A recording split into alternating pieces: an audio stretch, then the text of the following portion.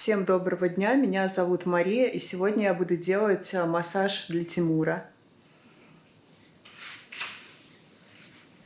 Да, второй раз. Да. Как сегодня самочувствие, настроение? Да, все нормально. Что ж, это отлично. Как спина? Да, все. Есть, может быть, какой-нибудь дискомфорт в спине? Нет, ничего не беспокоит? Ну, шея, как обычно, там чуть больше, чем другие части спины.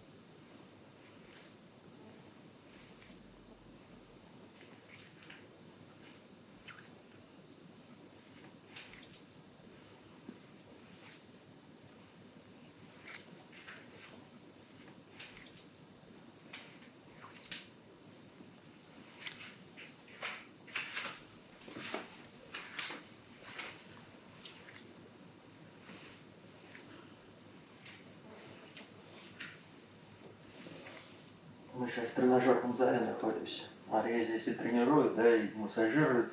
Да. Мухаммед также делал у нас. И сама тоже иногда тренируюсь. Ну это замечательно. Что когда-то вы тренировались, как минимум. Особенно перед массажем мне нравится потренироваться. Прежде чем делать, Да. так еще больше устаешь, нет? Ну, просто находишься в таком чувстве тонуса. Ну, то есть на пике физической активности. И как раз если приходит человек, который хочет, чтобы ему сильно проработали мышцы, то, мне кажется, это прям идеальный расклад. То есть он за этим и приходит. Ну, это я. Все хорошо? Да.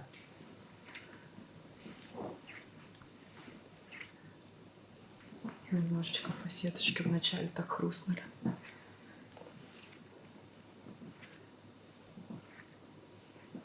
Ну, это стандартное движение всех мануальщиков, любимые. Да? Ну да, только они все резче делают и все так. Мне все говорят, что я очень спокойный человек. Угу.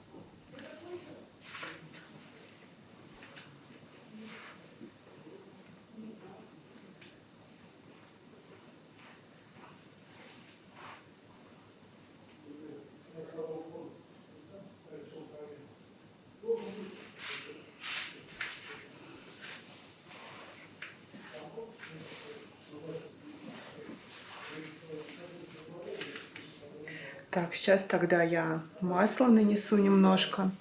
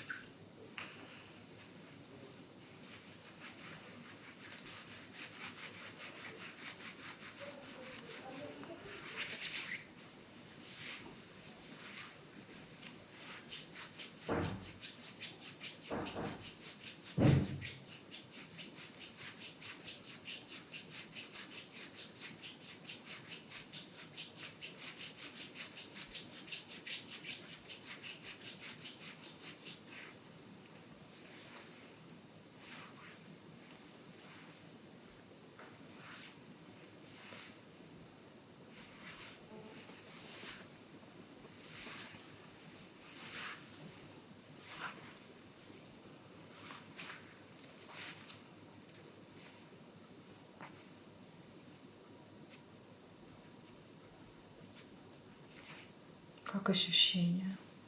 Все хорошо.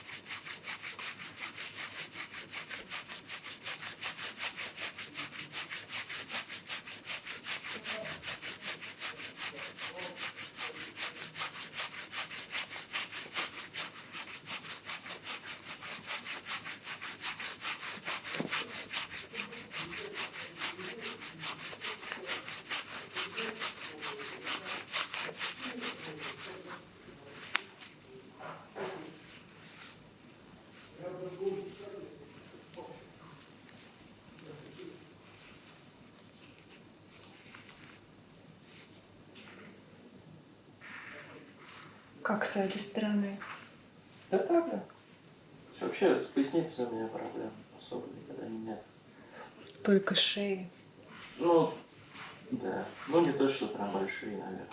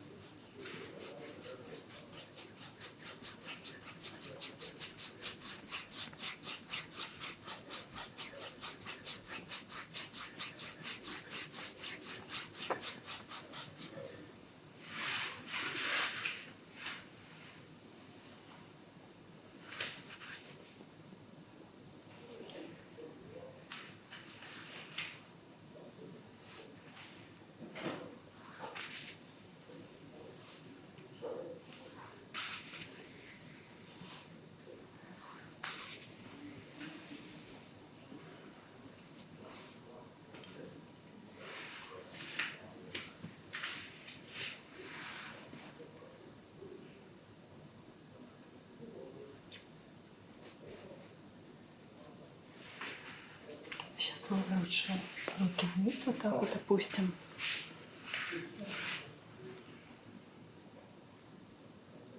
А есть те, кто у вас тренируется, и на массаж ходит? Да, есть такие люди. Бывает, чаще всего часок тренируется, потом час где-то массаж. Мне кажется, это достаточно такой интересный вариант для человека сразу. Два в одном.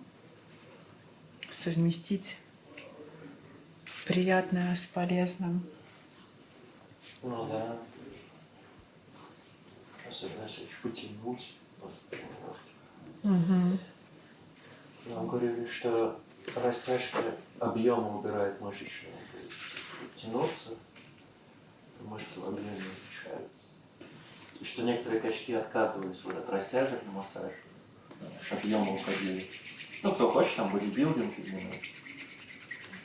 Ну, на самом деле, я с этим не соглашусь. Я считаю то, что растяжка умеренная, то есть чтобы не было какого-то значительного болевого ощущения в этот момент, это только в плюс.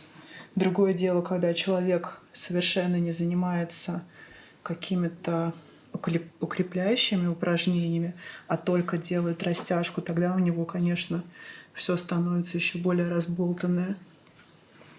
Но если совмещать силовую тренировку и плюс растяжку, то это оптимальный вариант. Не, именно на объем она не влияет, растяжка. Да нет, конечно, наоборот. Типа, что Наоборот, все мои известные бодибилдеры, они уделяют очень много внимания растяжке. Многие даже на шпагаты садятся. Поэтому это какая-то сомнительная версия. версий много вообще на все всегда. Ну да. Особенно в массаже там противоположные какие-то мнения.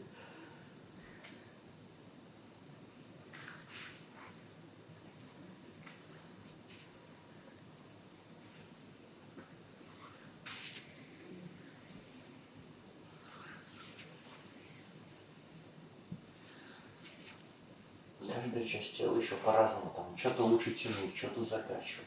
Я слышал, что шею лучше закачивать, чем тянуть. Ну, просто тянуть шею — это как-то даже немножко странно. Ну, типа, что она и так нестабильна, если ее там вообще растянуть, то... Ну, на самом деле, это все-таки применимо ко всему. Не знаю такой части тела, которую только растягивать. Ну, грудь вот, типа, тянуть повыше. Ну, и тянуть, и укреплять. И то, и другое. И грудные мышцы вообще как будто вот в жизни мало работают. Как будто просто вот, даже не знаю, ничего не делаешь, потом там отожмешься 15 раз, у тебя уже будет на следующий день болеть грудные. Но это все дело привычки. А так, когда грудные мышцы укорачиваются, то получается осанка становится более сутулая, плечи вперед уходят, шея уходит вперед, голова вся.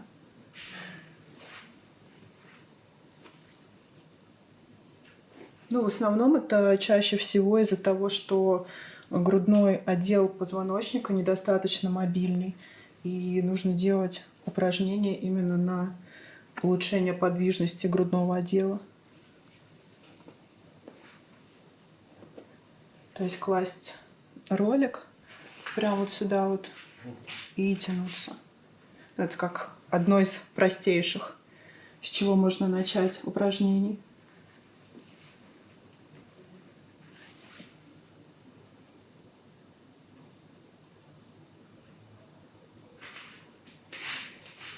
Так, чтобы много отжиматься, нужно просто много отжиматься. Так же, как и с подтягиваниями. Не, ну это понятно. Я для примера так, ты как раз отжиматься и подтягиваться я вроде достаточно много. Ну, потому что вес маленький.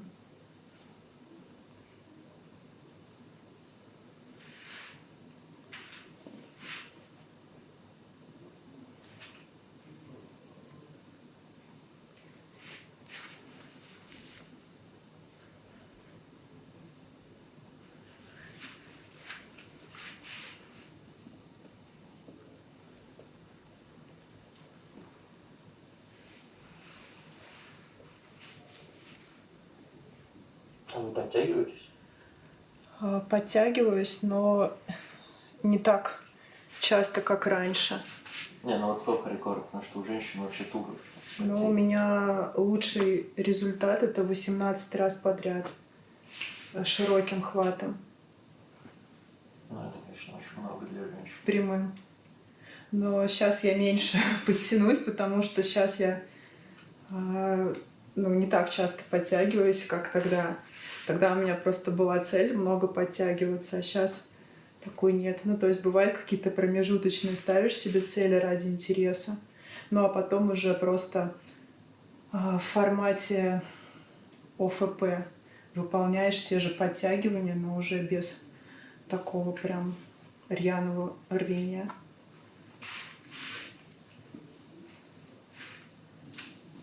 У меня в основном за счет спины. То есть, например, если обратным хватом на бицепс, я меньше раз подтянусь. Что будет считаться наоборот, типа на бицепс всегда считался легче.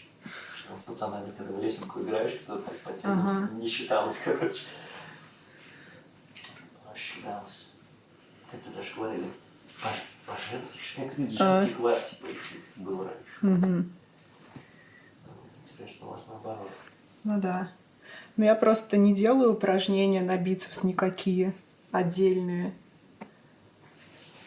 Поэтому за счет спины проще.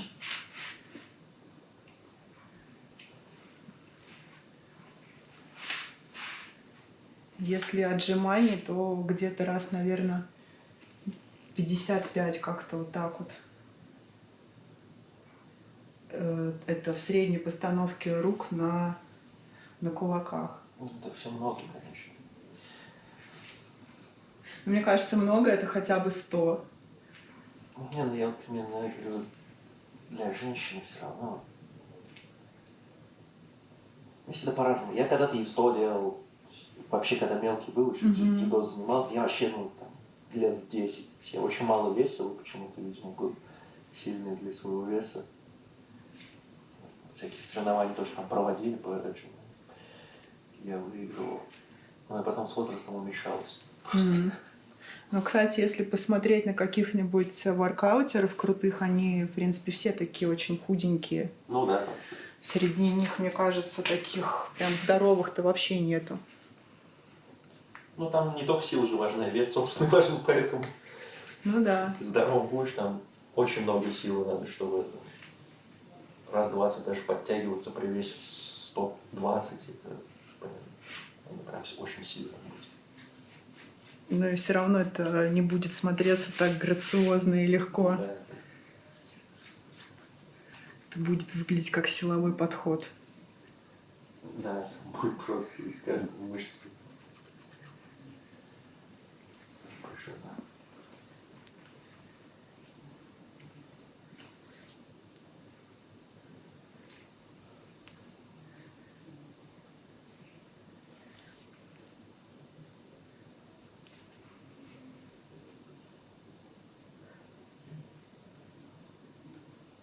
А когда вес сбрасываешь, например, там, ты весил 100, сбрасываешь до 70, ну там в основном жир же, естественно, но мышцы тоже уходят, да? Уходит. То есть, в принципе, человек, который 100 килограмм весит, он сильнее, именно даже физически, чем тот, у кого 70. Хотя они оба там могут ничего не делать, никакие упражнения. Просто за счет веса у него больше мышц. Ну да.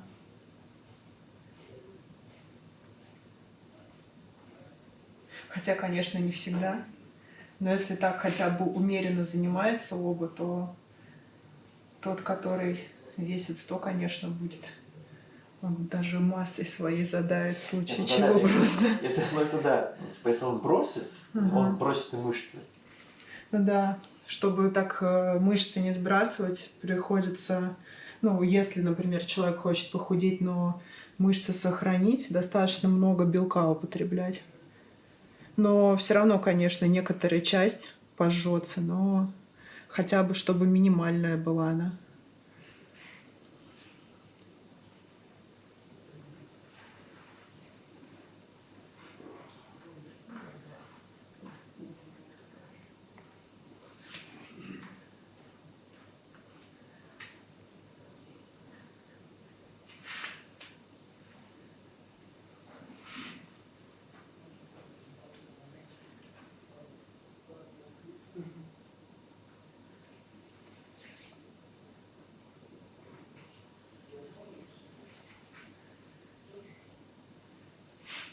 Сейчас, мне кажется, все как-то бегом в основном занимаются.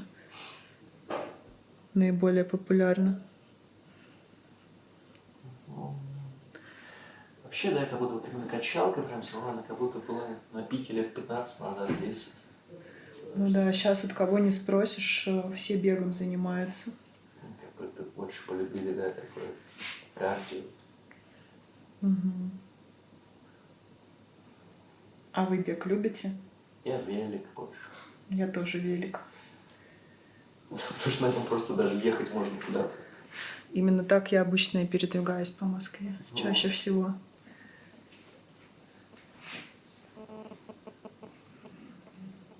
Но все равно вот такой связи прямой нет. То есть там на велике я, например, могу хорошо, но если бегу, типа чувствую, что ну, особо никаких преимуществ больших у меня не будет между там, по сравнению с обычным человеком. Но на велике будет, потому все равно как будто разные какие-то вот упражнения, хотя одно и то же, по идее. То есть там нужно вот именно больше выносливость и дыхалку, и там. Но бежать вот мне намного сложнее.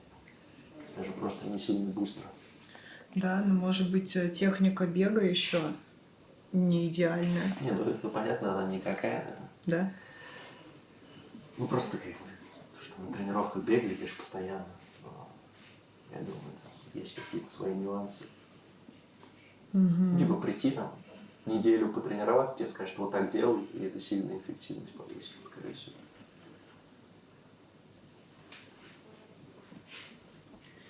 Ну да, к тому же бег тоже ведь разный.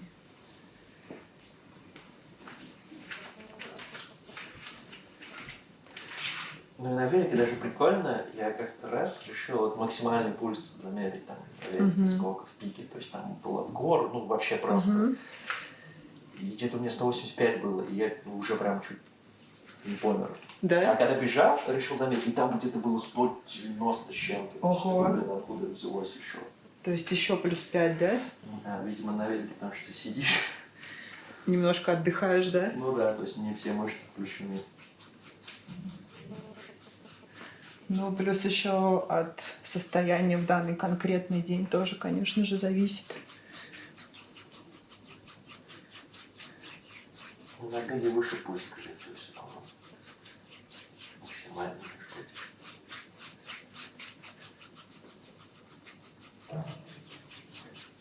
Хотя обычно какое-то функциональное тестирование, там тот же порог анаэробный обычно на велоэргометрах измеряет чаще. Да, да. Хотя на беге, конечно, тоже. На беге тоже. Но вот именно если стандарт для каких-то других видов спорта, там игровых или контактных или еще чего-то, обычно все-таки велик. Вы такое тестирование когда-нибудь Не, проходили, нет? Это еще надо найти, где оно делается. Ну, во всяких спортивных центрах. Ну, в Москве, наверное, да. В регионах, я думаю, уже потяжелее.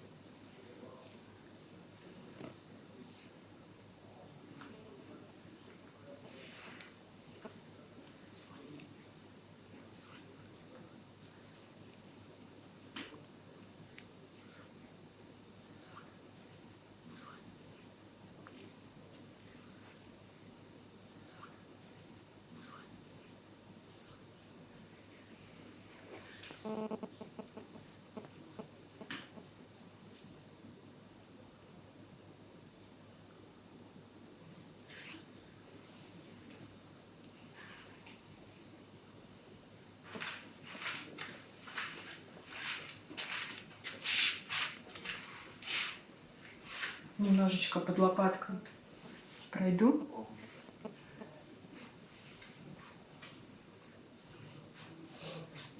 В основном, где у всех проблемы? У людей, Ну да. Кто у вас массажирует? ну, в основном поясница, трапеция чаще всего. Ну, со сколиозом достаточно много последнее время. Я один из них. Нет, там сколиоз такой гораздо более серьезный. И они в тренажер походят при этом. Нет. Ну, то есть в основном это корректирующие занятия специальные. Плюс массаж.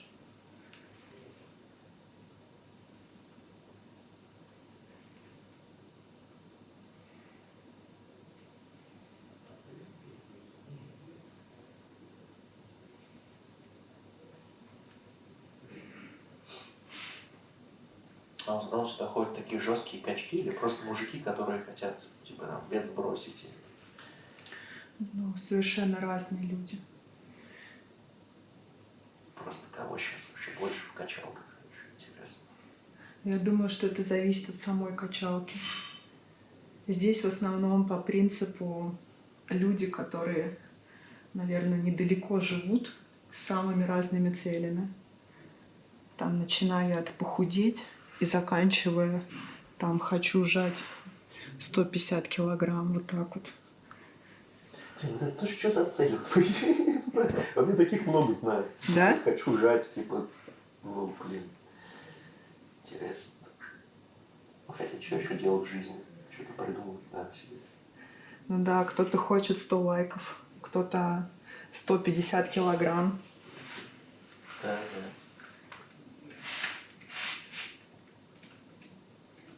Наверное, у каждого свое понимание приоритетов и целей и показателей успеха. Я когда дзюдо занимался, я делал 90, но у меня даже больше кисти как будто вот уже начинали как-то... Напрягаться? Да, то есть даже не само вот это движение, потому что я сделал, но кисти как-то, вот, не знаю, надо, короче, хват какой-то, наверное, делать.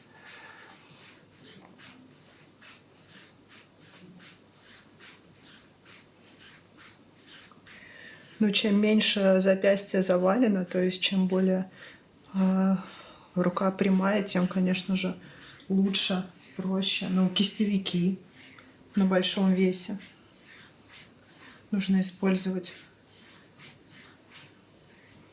Но это небольшой вес же. Ну, для кого как. Ну да, для меня большой.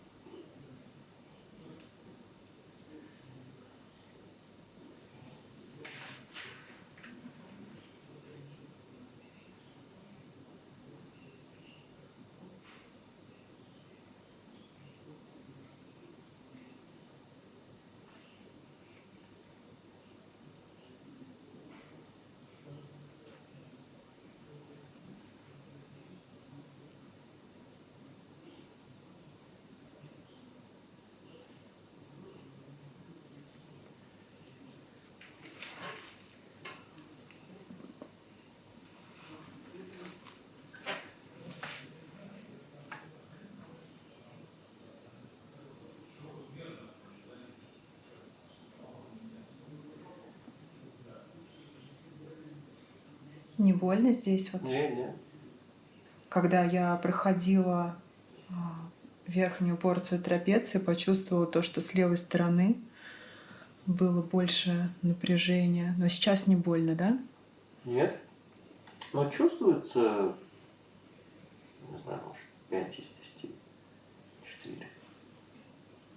Если бы каждый пациент, который приходил бы на прием по поводу каких-то болей, сразу бы так отвечал, что я чувствую там на 5 из 10, это вообще было бы, мне кажется, подарочный вариант.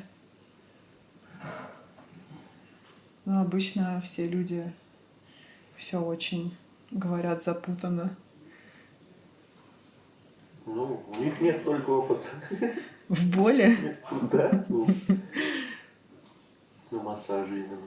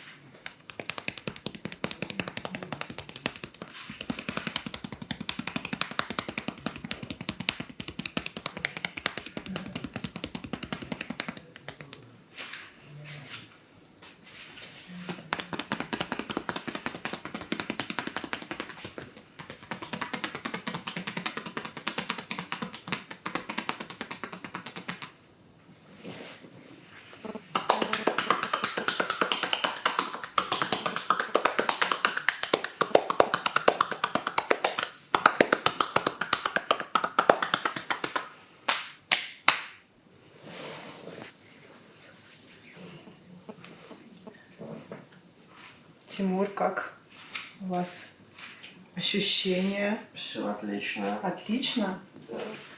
Это хорошо. Так, чуть-чуть голову расслабил, шею. Мгм. Так, руки можно чуть-чуть вот так вот к себе поближе.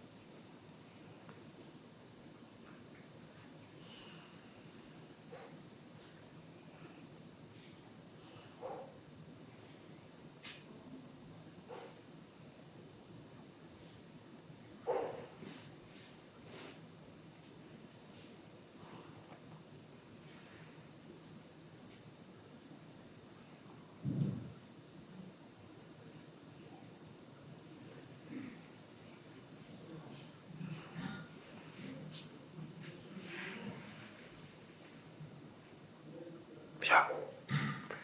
В общем, второй раз все так же удачно прошло, как и первый. Вообще мало, да, масла используете? Чтобы Да, прям очень мало. вообще, то есть мне показалось там просто 5 миллилитров, типа, чтобы поглубже, потому что все по-разному иногда там льют масло просто, я прихожу, как не отмоешь, а здесь вот такой мне вариант больше нравится, когда минимум масла, во-первых, глубже можно проработать, рука не скользит, как на катке, поэтому да, спасибо, все понравилось.